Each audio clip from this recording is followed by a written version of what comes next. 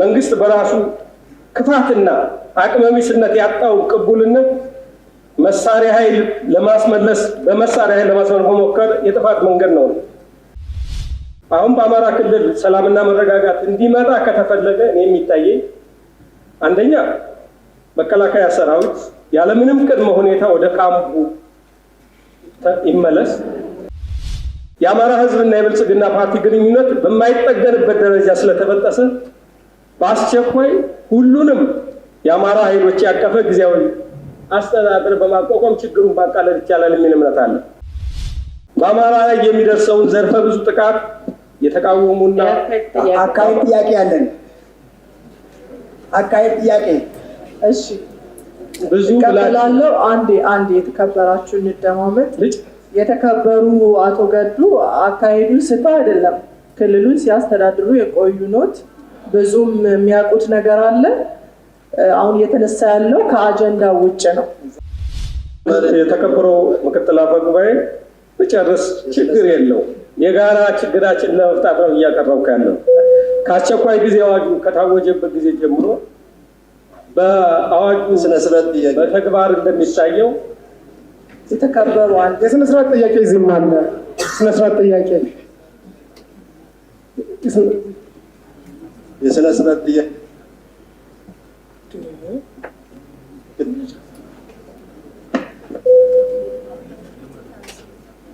ብታስጨርሱ ጥሩ ነበር። ይበቃውታል። የሰጡትን ማሳሰቢያ ስላልተቀበሉ በዚህ ብናበቃ። ሰራዊቱን ከህዝቡ ጋር አታቆራጡት የሚል እምነት አለ።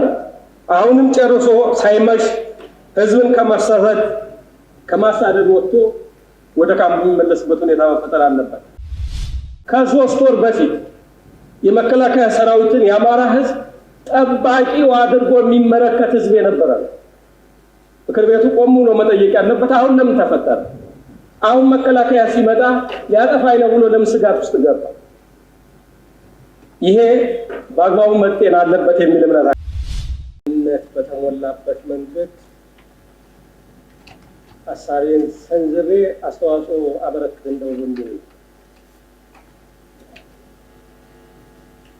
በዛሬው ዕለት በሚኒስትሮች ምክር ቤት የተጀመረውን የታወጀውን የአስቸኳይ ጊዜ አዋጅ ፓርላማው እንዲያጸድቀው ቀርቦልናል። ይህ የሚገርመው አሁንም ካለፉት 5 ዓመታት ስህተቶቻችን ጥፋቶቻችን መማር አለመቻላችን ነው። ያለፉት 5 ዓመታት ያሳዩን አሁን በስልጣን ላይ ያለው መንግስት ራሱ ፖለቲካዊ ችግር ይፈጥራል። ያንም ፖለቲካዊ ችግር ፖለቲካዊ በሆነ መንገድ ከመፍታት ይልቅ በወታደራዊ ኃይል ለመፍታት ይንቀሳቀሳል። ይህ አሁን ያለው መንግስት ባህሪ ሆኗል። ፖለቲካዊ ችግሮችን በወታደራዊ ኃይል በጠመንጃ መፍታት ቢቻል ኖሮ በአሁኑ ወቅት ኢትዮጵያ ምናልባትም በምድር ላይ ሰላም የሰፈነባት ሀገር ትሆን ነበር። ፖለቲካዊ ጉዳዮችን በኃይል ለመፍታት በርካታ የአስቸኳይ ጊዜ አዋጆች ታውጀው ተተግብረዋል። ቁጥር ስፍር የሌላቸው ወታደራዊ ኮማንድ ፖስቶች በሁሉም የሀገራችን ክፍሎች በተለያዩ ጊዜ ተቋቁመው ተንቀሳቅሰዋል። ነገር ግን አንድም ያቃለሉት ችግር የለም። የተወሰነ የሰላም ፍንጭ የታየው በፖለቲካዊ መንገድ ለመፍታት በተሞከረባቸው አካባቢ ብቻ ነው። ለምሳሌ የትግራዩን ጦርነት መውሰድ እንችላለን። ከብዙ እልቂት በኋላ ከብዙ የጋራ ጥፋት በኋላ ፖለቲካዊ ውይይት ሲጀመር ያ ጥፋት ወደ መገታቱ ሄደ። የኢትዮጵያ አስከፊው ጦርነት በታሪኳ የቆመው በፖለቲካዊ መንገድ ነው። አሁን በአማራ ክልል የተፈጠረው የተቃውሞ እንቅስቃሴ መሰረታዊ ምክንያቱ በሚገባ መታወቅ አለበት ብዬ አምናለሁ። የአማራ ሕዝብ ምናልባትም ለሴንትራል ለማዕከላዊ መንግስት ተቋማት የበለጠ ያደላ እንደሆነ እንጂ የመከላከያ ሰራዊትን ወይም የሆነውን አካል ለመቃወም ፈልጎ ያካሄዳል። መሰረታዊ ምክንያቱ የብልጽግና መንግስት የፖለቲካ አመራር ውጤት ነው። ምንም ልንሸፋፍነው አይገባም የሚል እምነት አለ። አንዱ ከባለፉት ስህተቶቻችን መማር ያለብን የሚመስለኝ የህዝብ የሰፊው ህዝብ ጥያቄ የሆኑ ወደ ጥፋት የሚያመሩ ችግሮችን ሰከን ብሎ አይቶ ከመፍታት ይልቅ የጥቂት ቡድኖች አድርጎ የመመልከት ክብረ ነክ የሆኑ ፍረጃዎችን በማህበረሰብ ላይ በማሳረፍ የበለጠ ህብረተሰብ እንዲቆጣ የማድረግ መንገድ የበለጠ ጥፋቱን ያባብሰዋል የሚል እምነት አለ። ይህ ህዝብ መጀመሪያ የብልጽግና መንግስት ጠንካራ ደጋፊ ነበር። ለሁላችንም ግልጽ ነው።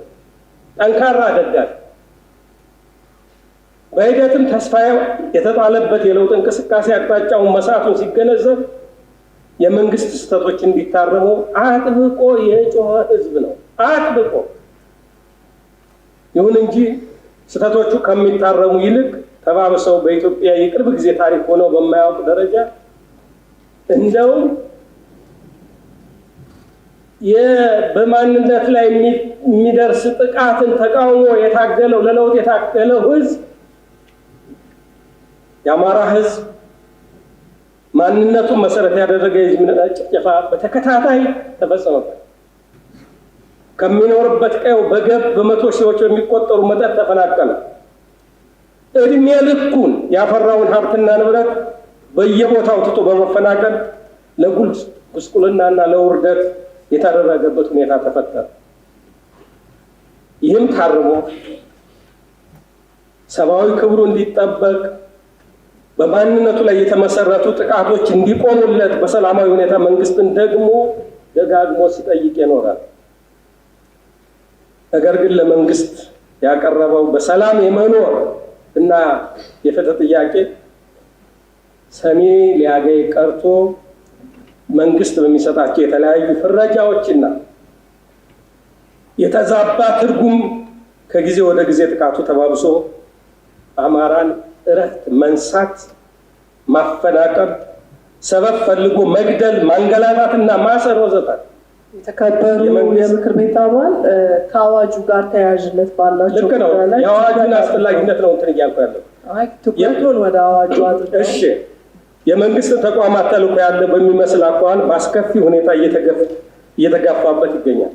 ስለሆነም አሁን እየተካሄደ ያለው የአማራ ህዝብ የተቃውሞ እንቅስቃሴ እኔ የምወክለው ጥቂት ቡድን ወይ ጽንፈኛ ወይ ምናምን የለም። የምወክለው የአማራ ህዝብን የአማራ ህዝብ የተቃውሞ እንቅስቃሴ የተጠራቀመ ግፍና በደል የወለደው ቁጣ ነው። የአማራ ህዝብ ከምር ተቆጥቷል። የተቆጣን ህዝብ ደግሞ በኃይል በወታደራዊ መንገድ ማሸነፍ አይቻልም። በእውነቱ ይህን ችግር በቅንነት ለመፍታት ከተፈለገ መፍትሄው እስካሁን በአማራ ክልል ሆነ በሌሎች የስነስርዓት ጥያቄ አለ ሲሞከር ከርሞ አገርን ረከባ ጥፋት የመረፉ እዚህ ነው። እሺ፣ የስነስርዓት ጥያቄ ስላለ እሱ ላይ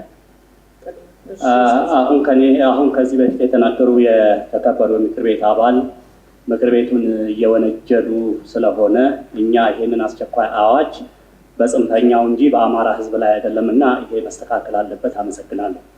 ትክክል ነው። ማሳሰቢያውን ወስደው በዛ አግባብ ሀሳቡን ቢያጠቃልሉ። አመሰግናለሁ። የተከበሩ አፈ ጉባኤ፣ ይህ ችግር አሁን በቅንነት ለመፍታት ከተፈለገ መፍትሄው እስካሁን በአማራ ክልልም ሆነ በሌሎች የኢትዮጵያ ክፍሎች ሲሞከር ከርሞ አገርን ወደ ከፋ ጥፋት የመራው ወታደራዊ ኃይል መጠቀም ሳይሆን ፖለቲካዊ ውይይት ነው የሚል እምነት አለ።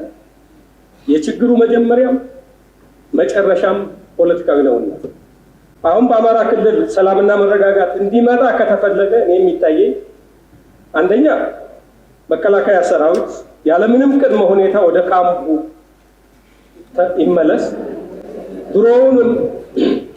ድሮውንም በማይመለከተው ስራ እንዲገባ ተደርጎ በእጅጉ ያከብረው ከነበረው ህዝብ ጋር እንዲጋጭ ወደ መደረጉ ስህተት ነውና መንግስት በራሱ ክፋትና አቅመቢስነት ያጣው ቅቡልነት መሳሪያ ኃይል ለማስመለስ መሞከር የጥፋት መንገድ ነው። ሰራዊቱን ከህዝቡ ጋር አታቆራጡት የሚል እምነት አለ። አሁንም ጨርሶ ሳይመሽ ህዝብን ከማሳደድ ወጥቶ ወደ ካምፕ የሚመለስበት ሁኔታ መፈጠር አለበት። ከ3 ወር በፊት የመከላከያ ሰራዊትን የአማራ ህዝብ ጠባቂው አድርጎ የሚመለከት ህዝብ የነበረ ነው። ምክር ቤቱ ቆም ብሎ መጠየቅ ያለበት አሁን ለምን ተፈጠረ? አሁን መከላከያ ሲመጣ ሊያጠፋኝ ነው ብሎ ለምን ስጋት ውስጥ ገባ? ይሄ በአግባቡ መጤን አለበት የሚል እምነት አለ። ሁለተኛ የአማራ ህዝብና የብልጽግና ፓርቲ ግንኙነት በማይጠገንበት ደረጃ ስለተበጠሰ በአስቸኳይ ሁሉንም የአማራ ኃይሎች ያቀፈ ጊዜያዊ አስተዳደር በማቋቋም ችግሩን ማቃለል ይቻላል የሚል እምነት አለ። ሶስተኛ በአማራ ላይ የሚደርሰውን ዘርፈ ብዙ ጥቃት የተቃወሙና አካሄድ ጥያቄ አለን። አካሄድ ጥያቄ እሺ ብዙ ቀበላለው አንዴ የተከበራችሁ እንደማመጥ የተከበሩ አቶ ገዱ አካሄዱ ስታ አይደለም ክልሉን ሲያስተዳድሩ የቆዩ ኖት ብዙም የሚያውቁት ነገር አለ። አሁን የተነሳ ያለው ከአጀንዳው ውጭ ነው። ወደ አጀንዳው ተመልሰው ካነሱ ያንሱ፣ ያለበለዚያ ግን ደንባችን ላይ የሆነን አካል ብሌም ለማድረግ ዲፌም ለማድረግ ወይ ለማነሳሳት ህዝብን የሚደረግ እንትን በምክር ቤት ደረጃ አይፈቀድም። ያ ስላለ ሌላ መድረክ ላይ ቢያነሱ ሀሳቡን መብቶት ነው። እዚህኛው ላይ ግን ከአዋጁ ጋር ተያይዞ ብቻ የሚያነሱ ከሆነ 1 ደቂቃ ሰጥቶታለሁ። በጣም አመሰግናለሁ።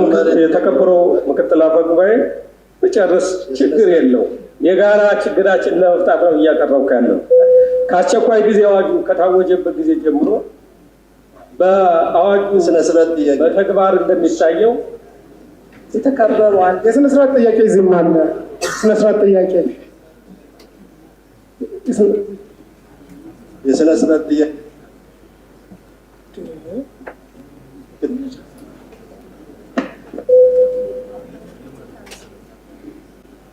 ሳጥረው ካነሳውት ውጭ ሌላ ማሳሰቢያ ካለ ሌላ የማነሳው አንደኛ ከአዋጁ ውጭ ሌላው እያነሱ ያሉት የተከበሩ ምክር ቤት አባል መንግስትን ከስልጣን የሚወርድበት ነው። መንግስት ከስልጣን መውረድ የሚችለው በምርጫና በምርጫ ብቻ ነው። ይሄ ትክክል ስላልሆነ ቢታረሙ የሚል ሀሳብ ለመስጠት ነው። አመሰግናለሁ። በጣም ተራራቱ አጠቃለው ወደሚቀጥለው እንሄዳለን። በአጠቃላይ እኔ ከእንትኑ ከአዋጁ መንፈስ አልወጣም። አሁንም ያልኩት ይሄ ከክልሉን ለማስተዳደር የቅቡልነት ችግር ስላለ ሁሉንም በማሳተፍ የጋራ መፍትሄ መፈለግ ይቻላል የሚል እምነት ስላለ ነው። ችግሩን በዘለቄታው ለመፍታት አሁን በአዋጁ በተግባር በዋለባቸው ጊዜ አንድ ሲንግላው ታድርጎ አንድ ብሔር አባላትን እንዲህ ለጥቃት በሚያጋልጥ መንገድ መሆኑ ራሱ ምን ያህል አስከፊ ነገር እንዳለ የሚያመለክት ነው። ሌላው አምስተኛ ማነሳው አሁን በአማራ ክልል በሚታየው የተቃውሞ እንቅስቃሴ ዋነኛ ተዋናዮች አርሶ አደሮች፣ ወጣቶች፣ ሰፊ የከተማ ነዋሪዎች ናቸው። ዋነኛ ጥያቄያቸው ሰርተን እንድንኖር ሰላም አትንሱን፣ የደረስንበት ላለው እየደረሰብን ላለው በደል ፍትህ ይሰጠን፣ በነፃነትና በዲሞክራሲ መንገድ ሀሳባችንን እንግለጽ ወዘተ የሚሉ ናቸው። አሁን ግን በተገላቢጦሽ እየሆነ ያለው ይሄ የራሳቸው ጥያቄ ሆኖ እያለ ሌሎችን ክልሎች አጋይንስት አማራ ሞቢላይዝ ለማድረግ በተለይም ደግሞ ከኦሮሞ ህዝብ ጋር አንዳንድ የሚነሱ አጋይንስት ኦሮሞ ይገቡኛል እዚህ ቤትም ጭምር የሚነሱ ሰምቻለሁ። ህዝብን ከህዝብ የሚያጋጭ እኛ እናልፋለን። ነገር ግን ህዝብን ከህዝብ የኦሮሞን ህዝብ ልክ በአማራ ላይ ለማነሳሳት የሚደረጉ በመንግስት ደረጃ ኃላፊነት የጎደለው ነገር ነውና መታረም አለበት። የምክር ቤት አባላት ይህንን አዋጅ ማጽደቅ የለባቸውም። ይህ ሆኖ የሚጸድቅ ከሆነ ይህ በአማራ ላይ እንዲፈጸም የታዘዘ በስነ ስርዓት ጥያቄ አለ። የጊዜ ካልሆነ በስተቀር በየተራ ለሁሉም የሚደርሰው ይሆናል። ብታስጨርሱ ጥሩ ነበር። ይበቃውታል። የሰጡትን ማሳሰቢያ ስላልተቀበሉ በዚህ ብናበቃና ሰባተኛ የወሰደ ሰው ሰባተኛ